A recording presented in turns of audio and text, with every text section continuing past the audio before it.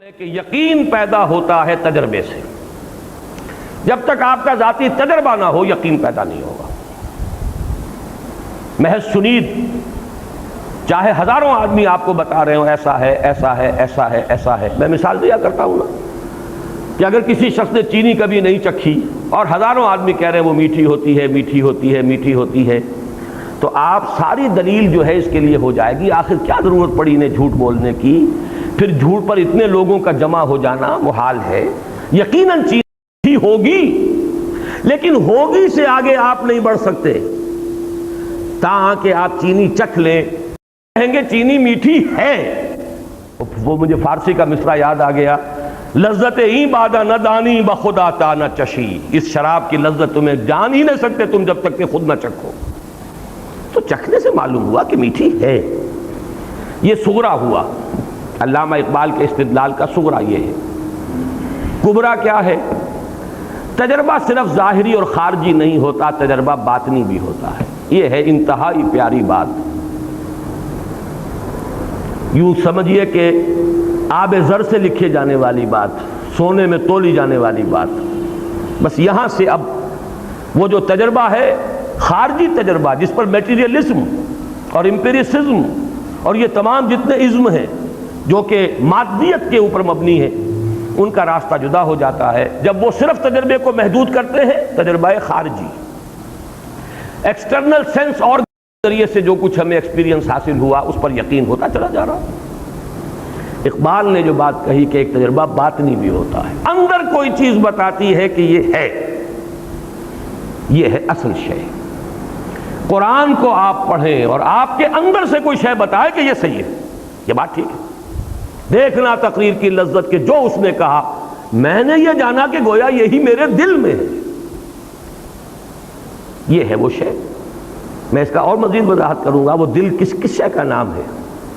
ابھی یہاں تک صرف سمجھ لیجئے بات کو کہ اقبال کا فلسفہ ان دو دلیلوں پر ہے. یقین کے لیے تجربہ ضروری ہے، لیکن تجربہ صرف ظاہری نہیں اور خارجی نہیں ہوتا، تجربہ باطنی بھی ہوتا ہے. آپ کا اندر بتاتا ہے آپ کو کہ یوں ہے.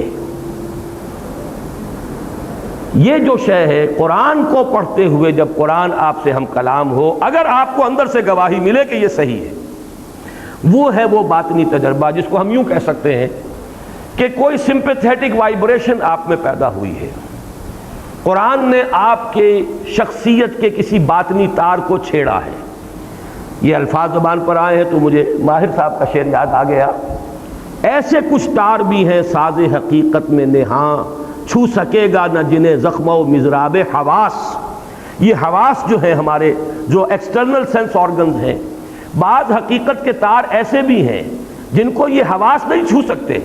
یہ کچھ اور شے انہیں چھوتی ہے، انہیں حرکت میں لاتی ہے، اس سے نغمہ نکلتا ہے.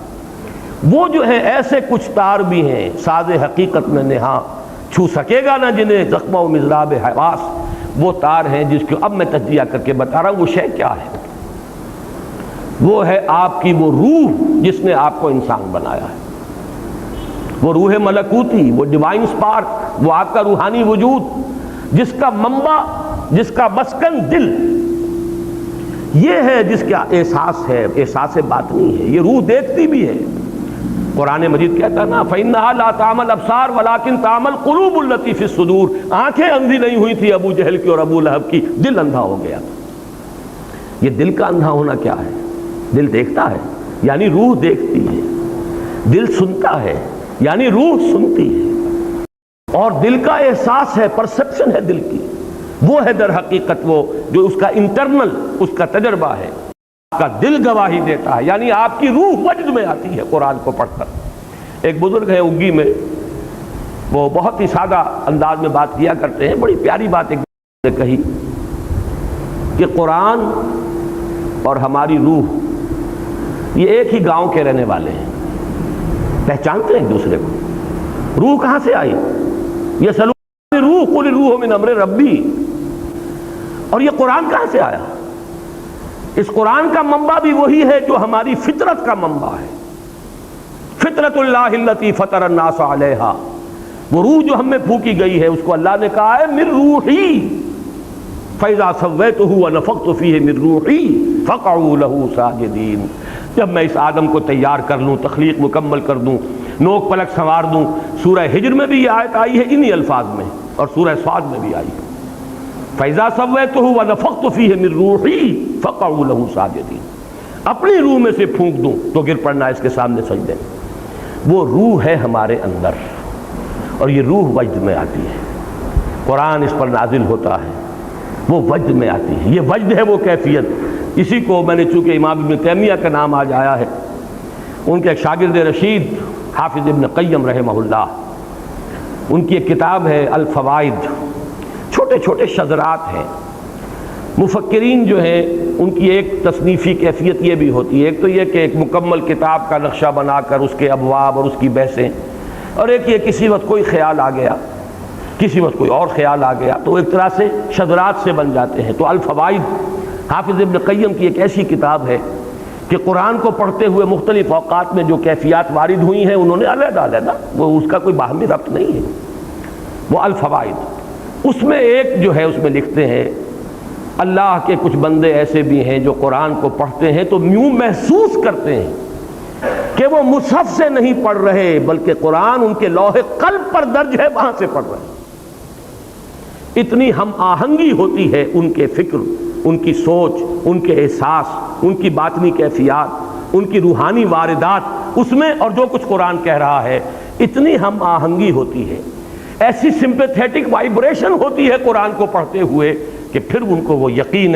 کامل حاصل ہوتا ہے کہ جو میری فطرت کا منبع ہے وہی اس کلام کا منبع ہے۔ اور فطرت کا منبع کون ہے؟ فطرت اللہ التی فطر الناس علیہا، وہی اس کلام کا متکلم ہے۔ یہ فینومینن ہے، یہ طریقہ ہے جس سے قرآن اب ایک شعوری ایمان آپ کو عطا کرے گا۔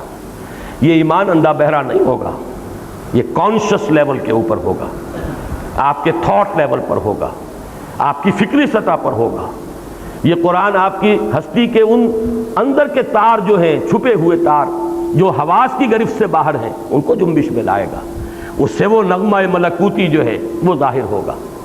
اور اسی کو میں نے، جیسا کہ آپ حضرات کے علم میں ہے، سورہ نور کا جو رکوع ہے آیات نور والا، اس کے دروس میں اسی بات کو واضح کیا کہ ایمان جس شے کا نام ہے وہ نور ہے، اور یہ نور دو نوروں سے مل کر وجود میں آتا ہے، دو نوروں کے امتزاج سے، نور علی نور۔ ایک نور نور فطرت ہے، یعنی نور روح جو اندر موجود ہے، ایک نور نور وحی ہے، قرآن پاک جو آپ کے سامنے آتا ہے۔ اگر یہ دونوں چیزوں کی ہم آہنگی ہو جائے، اگر وہ لینگویج بیریئر ہٹ گیا ہو، نیت صاف ہو، طلب ہدایت ہو، اور اب یہ لینگویج بیریئر بھی نہیں ہے، ہم کلامی ہے، مخاطبہ ہے اللہ کے ساتھ اور قرآن کے ساتھ، یا کم سے کم قرآن مجید کو اپنے دل تک پہنچنے کے لیے کوئی راستے میں رکاوٹ آپ نے باقی نہیں چھوڑی ہے، تو اب آپ کو ایسی ہم آہنگی محسوس ہوگی، یہ دونوں نور جمع ہو جائیں گے، نور علی نور یہدی اللہ لنورہ من یشاء ویضرب اللہ الامثال للناس واللہ بکل شیء علیم۔ یہ ہے اصل راستہ۔ اللہ تعالیٰ نے حضور پر بھی صلی اللہ علیہ وسلم قرآن نازل فرمایا تو سورہ حدید کی ابھی آیت نمبر 9 ہے غالباً، جہاں جھنجھوڑا گیا مسلمانوں کو، گویا کہ مجھ سے اور آپ سے خطاب ہے۔ یہ تو آیت نمبر 7 میں ہے، کیا ہو گیا تمہیں مسلمانوں؟ کیوں ایمان پختہ نہیں رکھتے؟ یہ ڈھل مل یقین، یہ شکوک و شبہات والا ایمان، یہ ہوگا والا ایمان، یہ ہے والا ایمان کیوں حاصل نہیں ہو رہا تمہیں؟ وَمَا لَكُمْ لَا تُؤْمِنُونَ بِاللَّهِ وَالرَّسُولُ يَدْعُوكُمْ لِتُؤْمِنُوا بِرَبِّكُمْ وَقَدْ أَخَذَ مِيثَاقَكُمْ إِن كُنتُم مُّؤْمِنِينَ۔ اس کے بعد فرمایا هُوَ الَّذِي يُنَزِّلُ عَلَىٰ عَبْدِهِ آيَاتٍ بَيِّنَاتٍ لِيُخْرِجَكُم مِّنَ الظُّلُمَاتِ إِلَى النُّورِ وَإِنَّ اللَّهَ بِكُمْ لَرَءُوفٌ رَحِيمٌ۔ وہی تو ہے اللہ جو اپنے بندے پر صلی اللہ علیہ وسلم یہ آیات بینات نازل فرما رہا ہے تاکہ نکالے تمہیں اندھیروں سے روشنی کی طرف، کفر کا اندھیرا، شرک کا اندھیرا، الحاد کا اندھیرا، مادہ پرستی کا اندھیرا، خواہشات کا اندھیرا، جذبات کا اندھیرا، ان ہزار اندھیروں سے نکال کر نور ایمان میں لانے والی شے آیات بینات ہیں اس قرآن حکیم کی۔ یہ ہے اصل منبع، یہ ہے سرچشمہ۔ صحابہ کرام کے دلوں میں بھی حضور نے ایمان اس ذریعے سے پیدا کیا ہے۔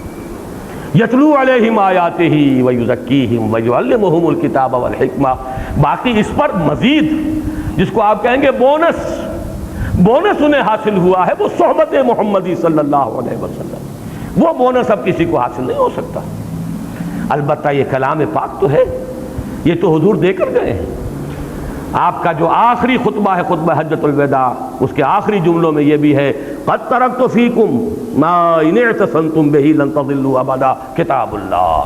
لوگوں دیکھو میں جا رہا ہوں لیکن تمہیں بے یار و مددگار چھوڑ دی ہے میں نے تم میں وہ شے چھوڑ کر جا رہا ہوں، دے کر جا رہا ہوں وہ شے کہ اگر اسے مضبوطی سے تھامے رکھو گے کبھی گمراہ نہیں ہوگے. رو اللہ کی کتاب جس کے بارے میں اس حدیث میں آیا فیہ خبر ما قبلکم و نبأ ما بعدکم و حکم ما بینکم وہو ذکر الحکیم وہو الصراط المستقیم وہو حبل اللہ المتین.